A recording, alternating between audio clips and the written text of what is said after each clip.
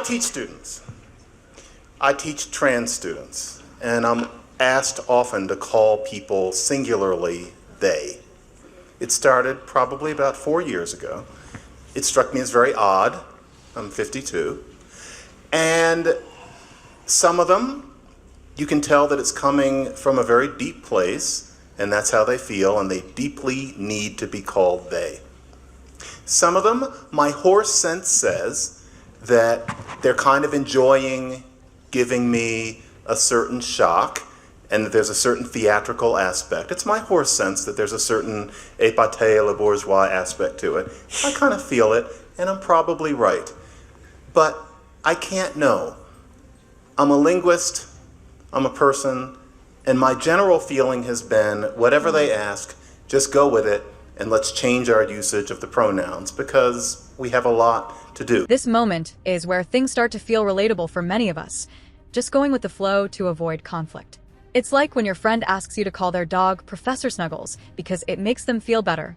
Sure, it's unconventional, but you're just trying to keep the peace. But what Peterson is about to dive into is the fine line between personal accommodation and being legally compelled to act a certain way. Think about it. What if you had to call every dog Professor Snuggles by law? It's a head-scratcher, right? Now, what you said was interesting. You said that the way that you make the difference in deciding these cases is based on the fact that you have psychological training and you can tell. What I want to know is, for my own elucidation, and also because I think many of us wondered, but then it kind of went by, how do you know? Now, I want to specify, I'd rather you didn't recount the whole episode of how ridiculously you were treated amidst that whole controversy. Sure. Yeah. 3/4 of the room knows. I sympathize with you. I thought it was ridiculous. I want to know specifically, because I'm a linguist, you have psychological training. How would you know? Well, and if you hear, I'm almost done. Oh yeah, no If you problem. hear a tiny bit of skepticism in my voice, you're correct. However, I am open to being convinced. Based on your training, which is immense, how would you know which students to discount as opposed to which ones to go along with? Okay, well, first of all, I wouldn't know, right, which is partly why your skepticism is justified. But I have to be responsible for what I say based on my willingness to take responsibility for my judgment. So I would be willing to do that despite the fact that I might be wrong. But having said that, in any reasonable situation, I would err on the side of addressing the person in the manner that they requested to be addressed. But that's not the issue for me. The issue is now I'm compelled by law to do so. It's like, no, not doing it, not now, because it's compelled by law.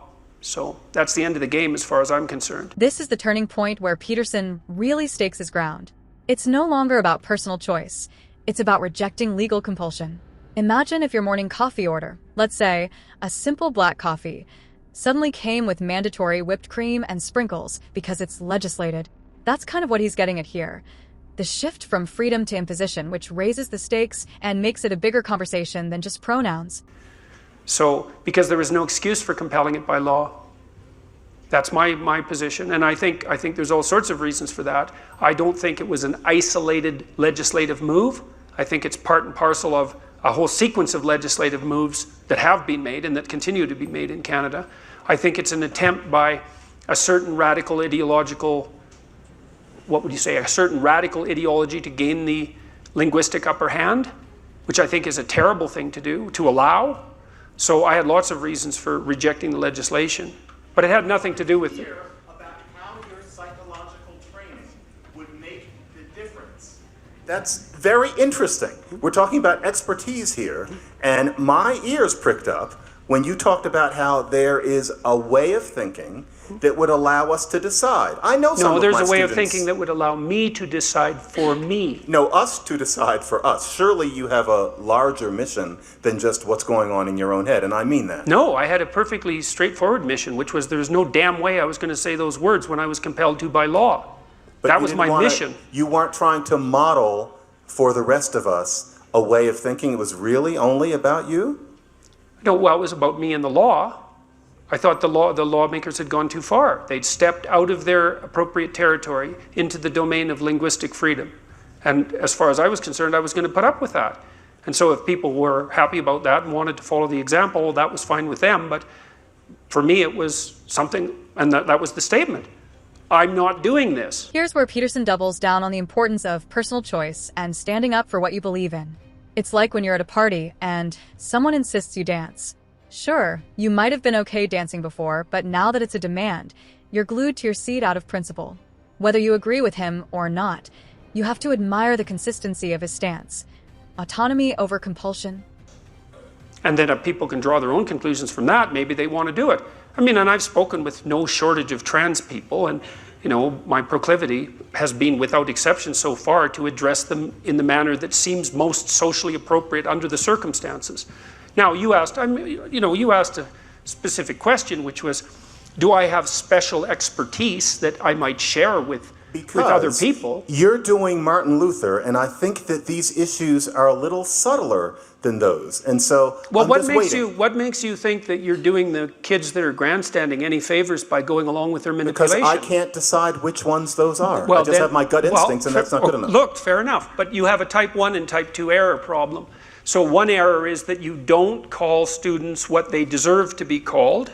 That's one error. And the other error is that you call students what they want to be called even though they don't deserve it. And so what you're trying to do optimally is to minimize both those errors. And to do that, you have to take a middle route. Now, what you've decided to do, and I'm not criticizing it, is you've decided to allow for the possibility 100% of one of those errors because you think it's a less significant error. And, you might be right, but it's not like you're acting in an error-free manner. You've just decided to minimize one form of error at the expense of the other. Because I would say you're allowing what would you call it, attention-seeking and somewhat narcissistic undergraduates to gain the upper hand over you in your class. Now we're getting into the error balance discussion. Peterson brings up the idea of minimizing two types of mistakes, either calling someone the wrong thing or enabling attention-seeking behavior. It's like playing referee in a soccer match, where both sides think the ball is out of bounds. No matter what call you make, someone's going to yell. His take is about finding the balance while being willing to take the heat for your judgment, which is no small task. Are you saying that psychological theory has nothing to teach us about this? Because you're talking around my question. You're gorgeously articulate. You're smarter than me. Does psychology have anything to teach us or not? Yes or no? This question. I don't think that it has anything to teach. I don't think it has anything to offer that I could teach you without. Let me think. So it's just too complicated? No, it's not. No, it's not that.